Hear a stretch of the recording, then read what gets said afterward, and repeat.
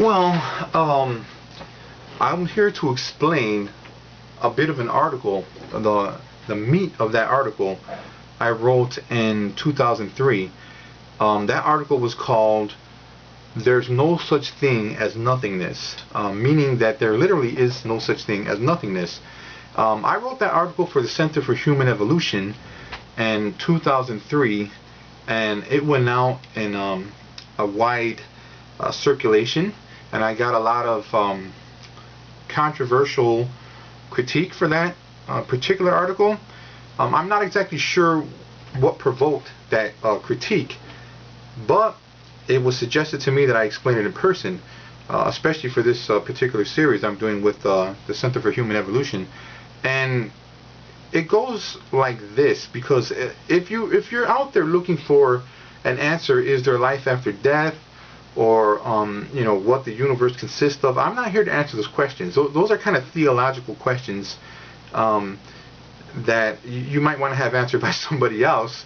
But I did write the article, and I felt that it needed some explaining because I was asked to explain it. So here's the idea. The basic idea goes like this. It's actually quite simple.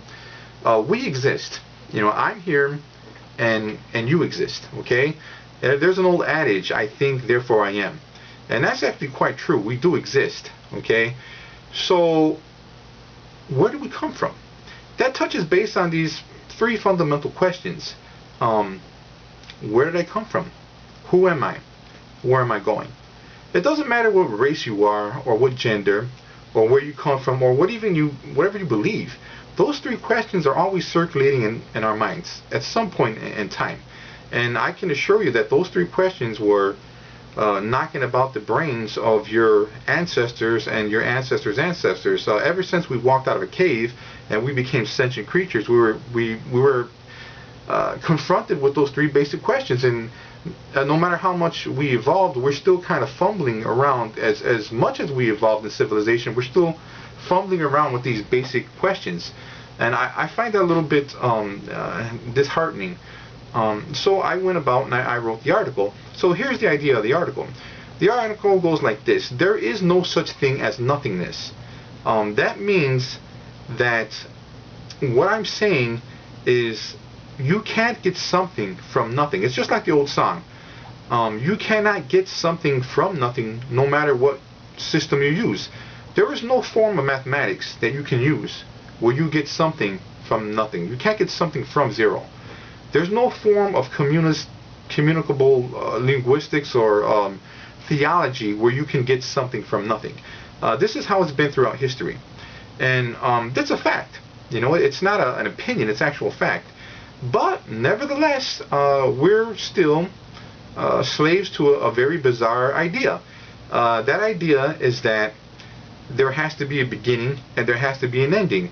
So what does this have to do with the article? Well, it has a lot to do with the article, because in that article I'm saying that all of us, me and you, are or were slaves to a false idea. It was like the biggest illusion, and that illusion is the notion, the very concept and idea that there is a beginning and an ending.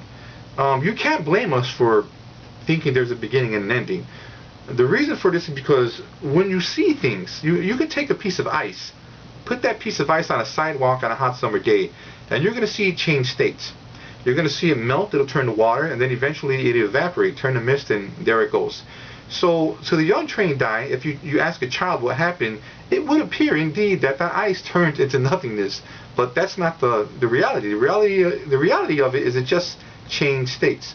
My notion is that there is no such thing as nothing. The fact that we cannot come from nothingness because there is no such thing as that proves that something has always existed. Now, I'm not talking about a god or anything like that. It could be some type of subatomic particles. We don't know. But I think that the fact that we exist, the fact that you come home every day and you talk to your family, or you can see yourself in a mirror, the fact that you know that you're alive and you exist means that you had to have come from something. And because you cannot come from nothing, something has always existed. The problem with us and the idea that something always existed is we cannot accept, no matter how hard we try, that something could have always existed because we believe in a false idea. The false idea is that there is a beginning and an ending. Beginning and ending is a human concept. Animals don't think that way. We shouldn't think that way. There's no such thing as beginning and ending. There's only constant states of change. And I think that when you start to realize that, and you can read that in that article, then a lot of things that you questioned in your life start to make sense. Obviously, I don't know why some of the life after death questions were so prevalent when it came to that particular article. I wasn't touching base on life after death. I certainly wasn't touching base on any kind of religious themes either. I was touching base on an idea that we as a species are kind of enslaved by this weird idea that there's beginning and ending. It's not hard to understand this, because you look at certain things that we see every day in life and accept them. If you're told something every day of your life and see something every day of your life, no matter how ridiculous it is, you're going to start to believe it, or you're going to grow used to it. I had a friend who had a kid, had a small boy, and the boy, as a child, was looking up in the sky and seeing the moon, and he asked me, he goes, "I'm afraid the moon is going to fall down." He said this. This was a boy. He was 4 years old, by the way. He wasn't a grown man. But he goes, "I'm afraid the moon might fall down."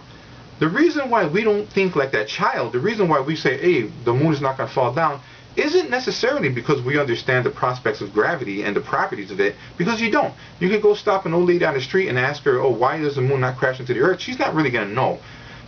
She's just going to say, well, it's held in place by some kind of invisible force of gravity, what have you. But in reality, the reason why we're not just freaking out like Chicken Little because we see the moon above us is because we grew used to it. We grew used to seeing it. If you see something weird, you can see a dragon eating a banana in the sky, and the first 3 or 4 days you're going to freak out. But if you're there for years and years and years and nothing happens, eventually, no matter how weird it is, you're going to get used to it. And that's what it is in believing in a certain ideology or an idea that's been with us for thousands of years. And the idea that there's a beginning and an ending is self-embedded because we were taught that. And when I wrote that article, I addressed how strange it was to believe in something so obviously bizarre. And that's the gist of that. So I hope for people who do read that article in the future that they could take a little bit more insight into understanding what I was saying. And I certainly wasn't meaning any disrespect to any religious communities or religious factions when I wrote that article, despite the fact that it caused a little bit of controversy with certain groups. So there it is.